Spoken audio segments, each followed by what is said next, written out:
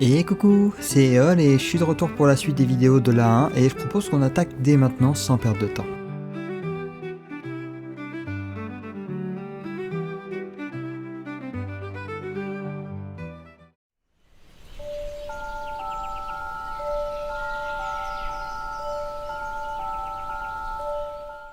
Aujourd'hui, on va s'attaquer à un gros morceau, car il ne s'agit ni plus ni moins que l'un des géants les plus connus dans notre culture. J'ai nommé Gargantua. Ce singulier personnage aura marqué par son aura de nombreux paysages de France, notamment dans le Bugey, car de nombreuses légendes courent sur lui. À Bugey-la-Ville, par exemple, on prétendrait que le géant aurait été accueilli pour un festin fait de potage de riz à la farine de froment. Mais l'homme était si massif qu'il fallut pas moins de 6 hommes pour lui lancer la nourriture avec de grandes pelles. L'une d'elles se perdit aussi dans la bouche de Gargantua qui confondit cette dernière avec un simple grain de millet.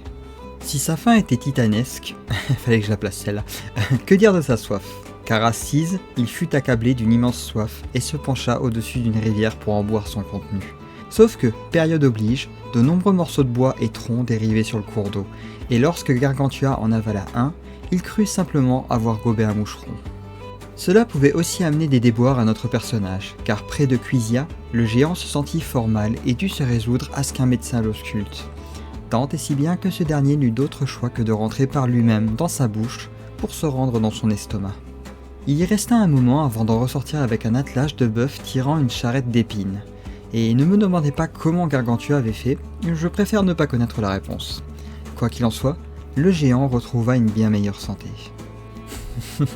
Mais laissons sa faim et sa soif de côté, car sa taille à elle seule suffisait à façonner bien des paysages.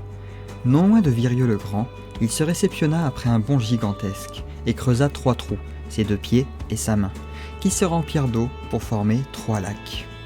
Vers Culos, il avait affronté le mauvais temps et la boue avait fini par s'agglutiner à ses chaussures. Gargantua fit donc une pause pour en retirer tout ce qu'il pouvait, qui tomba de chaque côté du Rhône et qui forma, dans la 1, le fameux molar de Lavour. Allez, une petite dernière avant de terminer ce récit. Dans un lieu dit du nom de Sous-les-Devins, on peut apercevoir une étrange forme de fer à cheval sur un terrain long de 2 hectares. Il se dit que le cheval du géant aurait posé le sabot ici même, laissant sa trace.